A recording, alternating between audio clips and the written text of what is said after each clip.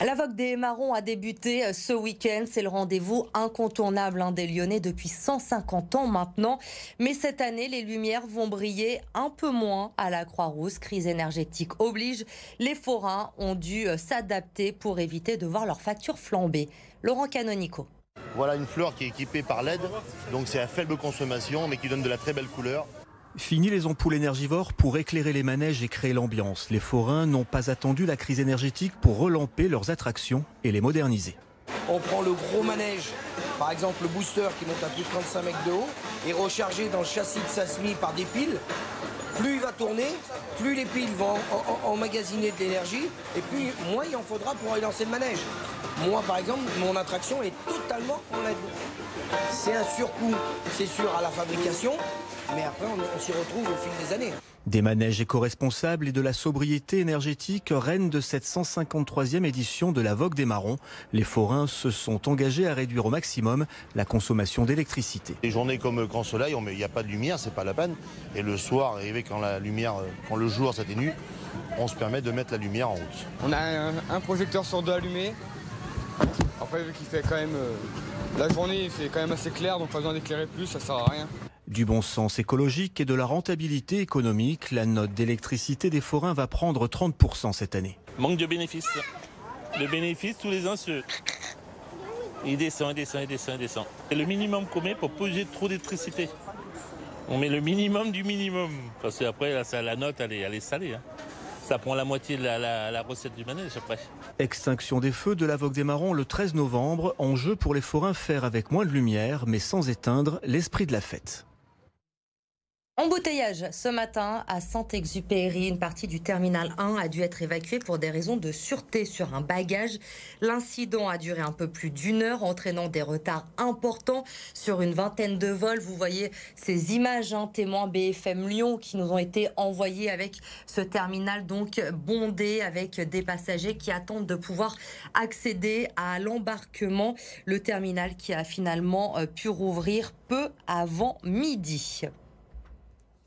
Un Lyonnais qui se retrouve aujourd'hui dans la liste des criminels les plus recherchés d'Europe. Pour en parler ce soir, Lucie Nolorgue, journaliste police-justice BFM Lyon, est avec moi sur ce plateau. Lucie, qui est ce Farid Toloun, qui est donc recherché partout en Europe?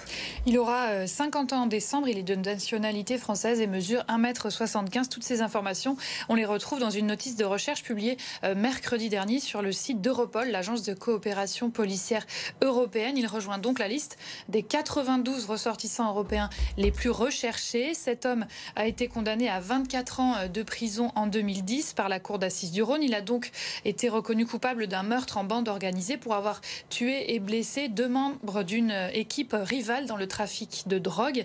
Un procès auquel il n'a pas assisté car il avait pris la fuite pour le Maroc, un pays dans lequel il a échappé à l'extradition, même s'il a été entendu plusieurs fois là-bas dans le cadre de cette affaire. Ce sont les dernières traces que les autorités françaises ont de lui. Avant cette affaire, ce natif de Vaux-en-Velin était aussi connu pour sa participation à plusieurs braquages et vols à main armée dans les années 90, des faits pour lesquels il a aussi été condamné à de la prison.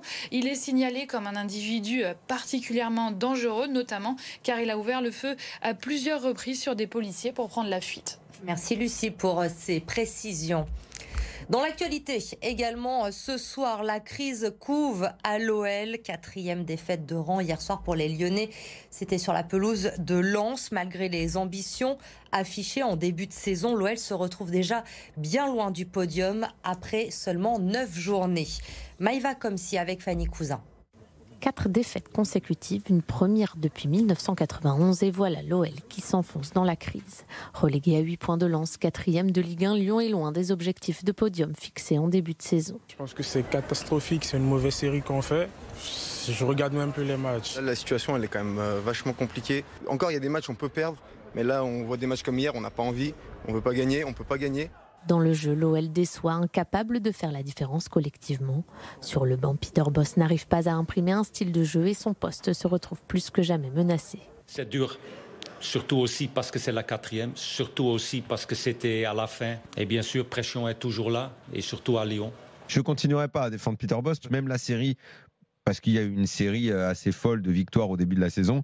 Même à ce moment-là, quand il y avait ces scores larges et ces victoires, je pensais déjà que c'était fini parce que je le sentais. Aujourd'hui, ça se confirme. Arrivé l'an passé en provenance du Bayer Leverkusen, le technicien néerlandais se savait sous pression cette saison. L'effervescence déclenchée par un mercato animé et les retours d'Alexandre Lacazette et Corentin Tolisso est vite retombée. Ils n'apportent rien non plus à l'équipe, donc c'est pas normal. Avant de construire une politique marketing sur le retour des enfants du pays, les prophètes, les machins, les trucs, les conneries, construit une équipe. L'équipe, elle ne vaut rien. Et le calendrier lyonnais n'invite pas vraiment à l'optimisme avec des déplacements à Rennes et sur la pelouse de l'OM, mais aussi la réception de Lille et Nice. Un enchaînement de matchs capital pour la suite de la saison. Les filles de l'Olympique lyonnais connaissent-elles leur adversaire? Ça y est pour la Ligue des Champions. Les Lyonnaises qui partent à la conquête d'un 9e sacre européen cette saison.